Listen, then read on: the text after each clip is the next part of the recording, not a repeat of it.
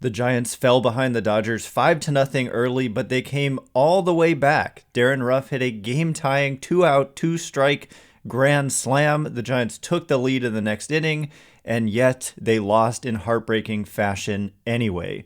So we're going to talk about everything that went on in this crazy game and also get to some trade-centric mailbag questions next.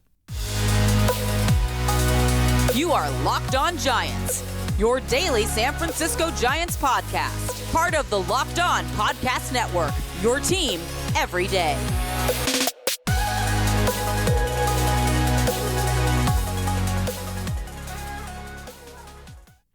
Hello and welcome to Locked On Giants, part of the Locked On Podcast Network, where it's your team every day.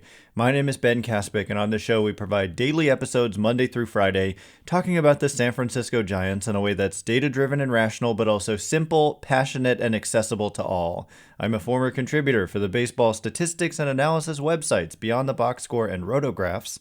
I've been podcasting about the Giants since 2015, and I'm a lifelong fan. Thank you for making Locked On Giants your first listen every day. We're free and available wherever you get podcasts. Today's episode is brought to you by BetOnline. BetOnline has you covered this season with more props, odds, and lines than ever before. BetOnline, where the game starts. And where we start is, there was a lot that went on between yesterday and today. And of course, the Giants played their first game out of the All-Star break, and it did not go well. It started off really poorly. Giants looked like they're the worst versions of themselves. They couldn't hit. Their defense was costly, and it was 5-0 Dodgers. But they fought. They came back. Darin Ruf tied the game, like I said, with a grand slam. They took the lead, and then they gave it up anyway with some more bullpen shakiness. So kind of a classic 2022 San Francisco Giants game in a lot of ways, actually. But before the game, I just want to get this out of the way. The Giants made a surprising and significant move. They signed reliever Trevor Rosenthal to a one-year deal at a rate of $4.5 million, as they described it. And what that means is $4.5 million if it was a full season, but it's prorated, so it actually comes out to about $1.9 million. This is significant because Trevor Rosenthal was a very good reliever when he last pitched, which was in 2020. He was traded to that Padres team that kind of broke the Giants' hearts. And if you recall, the Rob Drake strike three call that ended the Giants' season in 2020 against Austin Slater, it was Rosenthal on the mound. And he was just having a monster breakout season. It was obviously a small sample because that whole season was a small sample. But he's a guy who's pitched a lot in his career. He used to be on the Cardinals, was on the Cardinals when the Giants played them in the playoffs at least one time in 2014. And what he did in 2020, though, is his strikeout rate shot up to a career best 42%. His ERA was 1.90. His expected ERA 1.97. He was having a breakout year, so much so that the low-budget Oakland A's gave him a one-year, $11 million deal for 2021. Now, what happened was he ended up getting hurt. I think he had thoracic outlet syndrome, and he had the surgery, which is a pretty bad injury for pitchers, and it's hard to come back from. But by all accounts, Rosenthal is back and healthy, except that he has a mild hamstring strain, and he's throwing upper 90s again. And so the Giants made this deal. It is a deal just for this season.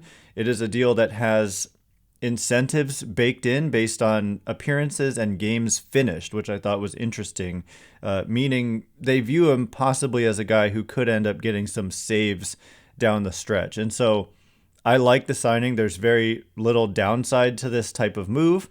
He, in a corresponding move, they put Mauricio Llovera on the 60-day injured list. Llovera injured himself in a game not long ago. So unfortunate for Llovera, but interesting pickup for the San Francisco Giants. We can talk more about it later. But moving on, the game itself, like I said, I mean, what else can you really say? It was ultimately a very frustrating loss. Mookie Betts on display, best player on the field in that game last night, or at least he made the biggest impact in that game last night. The other thing that really stood out from this game was that Carlos Rodón, A, he wasn't at his best, and B, he reached 110 innings, which is the threshold at which his right to opt out of next year's deal is triggered. And so officially, Carlos Rodón's remaining contract with the Giants, which is just through 2023 at $22.5 million for next year is a player option. He can either say yes to that or say no and re-enter the free agent market. Importantly, if he says no and re-enters the free agent market, the Giants will be able to put the qualifying offer on him, which he would obviously reject, because in order to get to that point, he would have already rejected the 1 year, $22.5 million, what is now player option, and the qualifying offer will be about 1 year and $20 million. So he'll essentially have to make the same decision back to back, kind of as a formality, to get back to being a free agent. And then, of course, the Giants would receive draft pick compensation if he ended up signing with another team. That's if the qualifying offer remains, which we don't know, but we will know by Monday, the 25th. Yeah, Monday of July. If the league and the players agree to an international draft by Monday, then the qualifying offer goes away. But if they don't, it stays. And so that is something to watch. And he would be one of the top qualifying offer candidates, but it would be, again, a formality for him to reject the qualifying offer. But that would be good, at least in a way, for the Giants. It's bad for Rodón, but a little bit of good for the Giants if he ends up leaving. So anyway, he reached that right. Giants lost. Star talent was on the mind, right, of me and of a lot of people watching this game. I put out a tweet after the game looking at the top 4 players in the National League since the 2019 season by Fangraphs wins above replacement, position players currently who play in the National League. In the top 4, number 1, Juan Soto. Number 2, Trey Turner. Number 3, Freddie Freeman. Number 4, Mookie Betts. And so it's insane. And yes, Juan Soto is at the top, but they're all kind of close. And we're talking about parts of 4 seasons. Obviously, 2020 was short. This year is about half a year. So it's about 3 full seasons worth of baseball. And those are the top 4 players currently in the National League, not counting pitchers. And 3 of them are on the Dodgers. Again, yes, Juan Soto is above them, but it's not by too much. And so we're all, to the Giants and to us Giants fans, it would make a world of difference to get one player like this. And it's just crazy. I'm just using this to point out how insane the Dodgers roster is. And it's not normal. And I don't want to say it's unfair, because it's not. Any team could do these things. It helps to be the Dodgers, with their player development machine. They can just kind of trade away pieces and not really miss a beat. And the question is, are the Giants in that position? But anyway, we're talking about how much of a world of difference it would get to get one of these guys. And the Dodgers have 3. Yes, Soto is younger and he's been better, so I'm not saying that it's equal, but still 3. You'd rather have 3. You'd rather have the 3 than the Juan Soto. Obviously, the contract status matters. Trey Turner is a free agent at the end of the season, but Mookie Betts and Freddie Freeman are locked up. Betts is 10 years left on his deal, and Freeman has 6. I think it's a 6-year deal in total, so I guess 5 after this year. But it's just crazy, and the Dodgers have that, and the Giants don't. And it was on display yesterday, and Mookie Betts kind of stole the show, made some great defensive plays. The Dodgers defense in general just made really good defensive plays. Trey Turner, kind of an underrated player, I think. He's one of the best players in the game, given what he contributes on the bases, on the field, and with the bat. And he made some nice plays. Freeman homered, Betts homered, and the Giants looked like an inferior team. And I think that talent-wise, there's just no question that they are. But it got me thinking, are they just one Juan Soto away? When you watch the Giants roster, it stood out to me that even if you get Juan Soto, the talent you're going to have to give up to get him might set you back enough that it might not be worth it, actually. So we're going to address that question in just a minute. But first, as the sun comes out and small businesses are back in business, LinkedIn Jobs makes it easier to grow your team. LinkedIn Jobs helps you find the people you want to interview faster and for free. Simple tools like screening questions make it easy to focus on candidates with just the right skills and experience, so you can quickly prioritize who you'd like to interview and hire. It's why small businesses rate LinkedIn Jobs number 1 in delivering quality hires versus leading competitors. LinkedIn Jobs helps you find the candidates you want to talk to faster. Did you know that every week nearly 40 million job seekers visit LinkedIn? Post your job for free at linkedin.com/lockedonmlb. That's linkedin.com/LockedOnMLB to post your job for free. Terms and conditions apply. All right, as promised, we're going to get to some mailbag questions. We're going to talk about the elephant in the room. I don't know if it's an elephant in the room, but we're going to talk about Juan Soto. It's just the big major story in baseball, and kind of almost every franchise is talking about Juan Soto right now because you have an opportunity to get that type of talent potentially in a trade, and the deadline is 10 days away. So let's just jump right into that. Actually, before we do, which NFL stars moved the betting line the most starting July 18th? Locked On gives you the 50 most valuable players in the NFL from the odds makers at BetOnline. Available July 18th on Locked On NFL, wherever you get your podcasts, and on YouTube. So the question about Soto, this actually isn't a mailbag question, but it's a mailbag question I have, which is when you watch the Giants last night and you look at the talent disparity between the Dodgers and the Giants, to me, I look at Juan Soto and what you would have to give up to get Juan Soto. And we've talked about you're giving up Marco Luciano and you're giving up Kyle Harrison and on and on. These are your best prospects. These are some of the better prospects in Major League Baseball. A lot of places have Luciano rated as a top 10 prospect in baseball, and Kyle Harrison is shooting up the rankings given how well he's performed to date in the minor leagues. And so if you give these guys up and you get Juan Soto, here's the problem I have.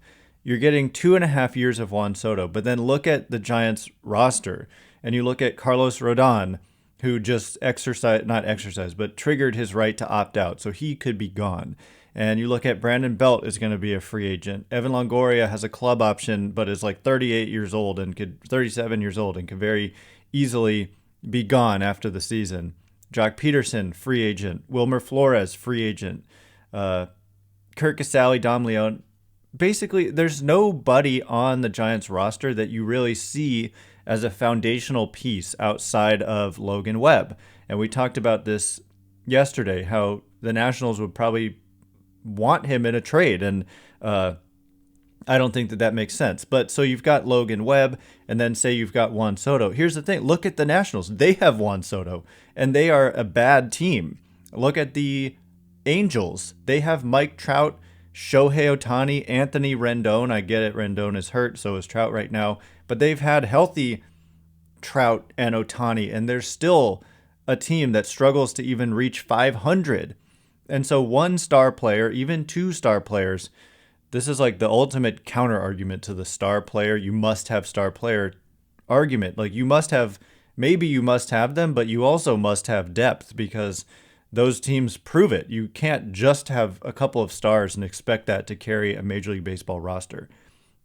So what I have concerns about is like when you think about building a team around Soto, you'd have to do it through free agency if you're giving up your best prospects just to get them in the first place. And it's not like they have a roster beaming with young talent that's going to be here that you're not giving up in that trade.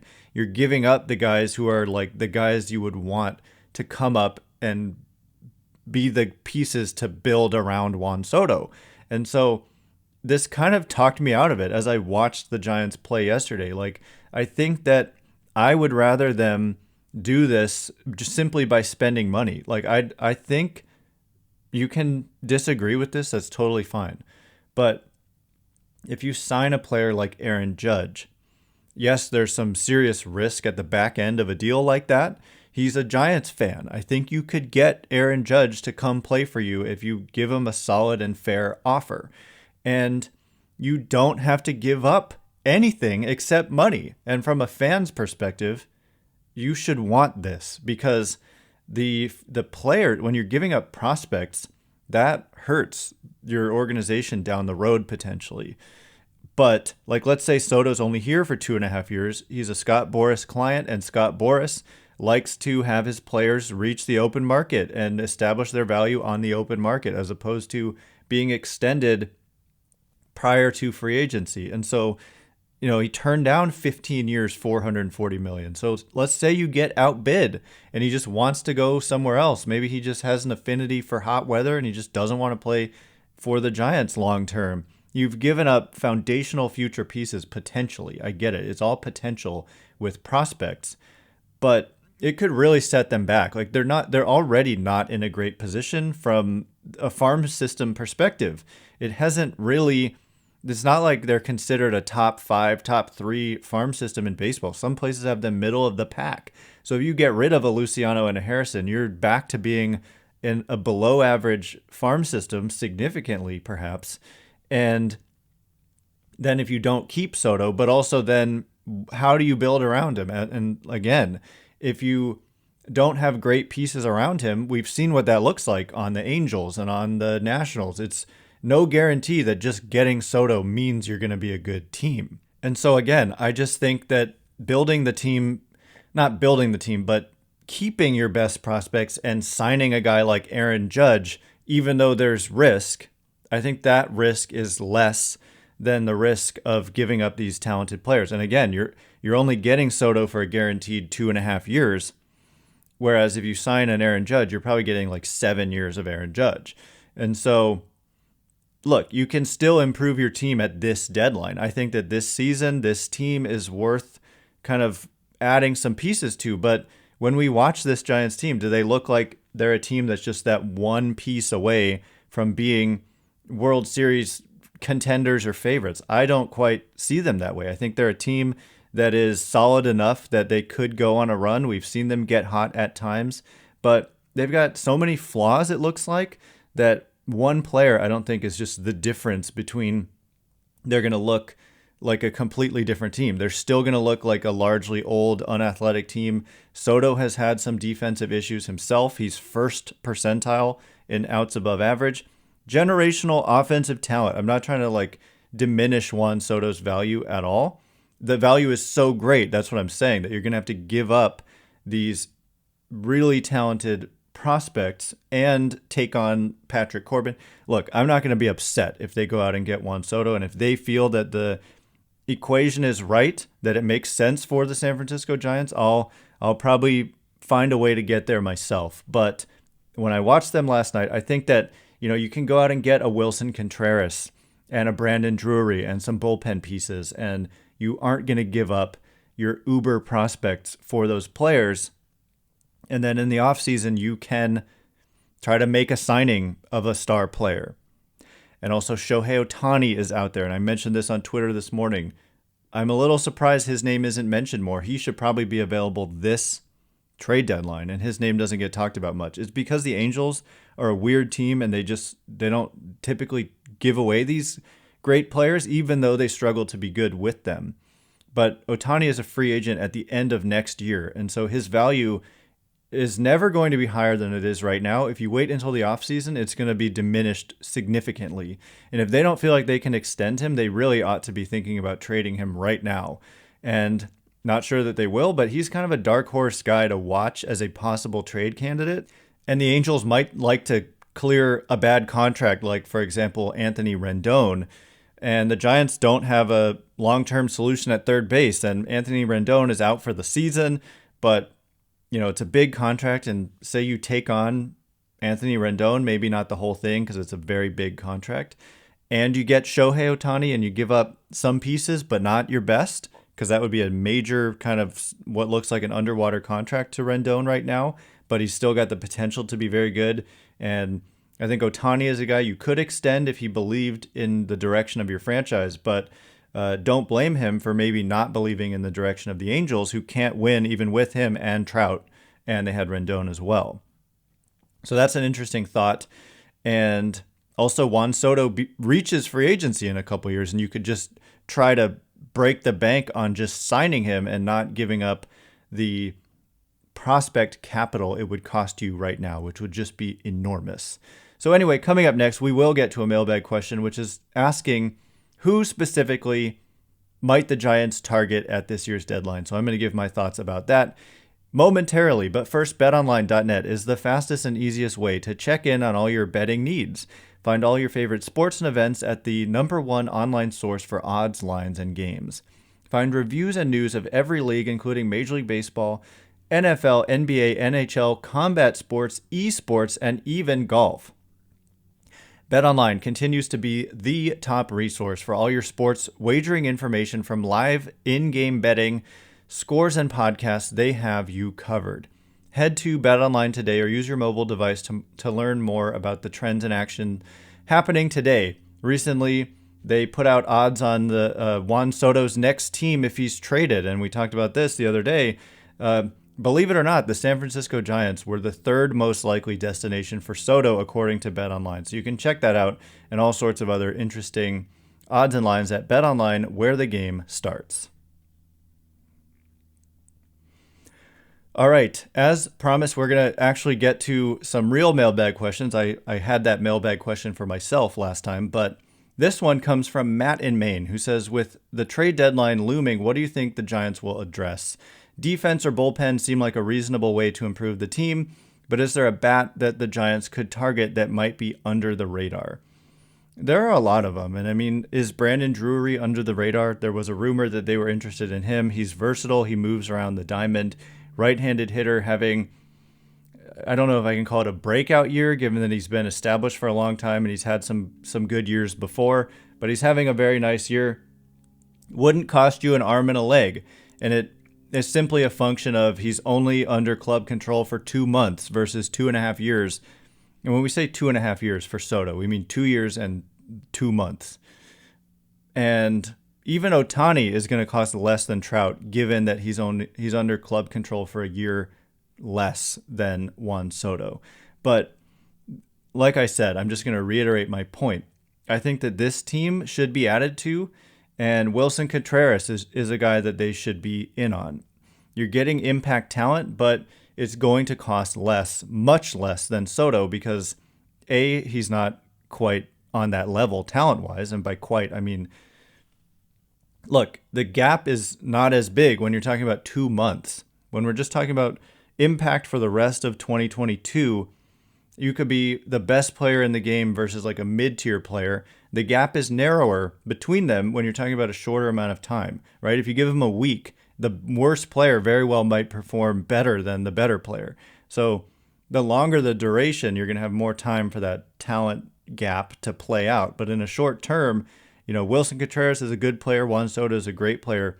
You might get more, you just don't know. You might get more impact in a month than from Wilson Contreras. So I'm not saying that they're comparable, but I'm saying you could still get impact and it wouldn't cost you nearly as much, but largely because Contreras is a free agent at the end of the season. So it's a rental deal similar to the Chris Bryant acquisition. So he's out there. I still think Austin Wynns just hasn't gone well. He hasn't hit nearly enough. He kind of was one of the lone bright spots early in the game for the Giants yesterday. He drew a walk and had a single first hit of the Giants. I think it came in the 6th inning.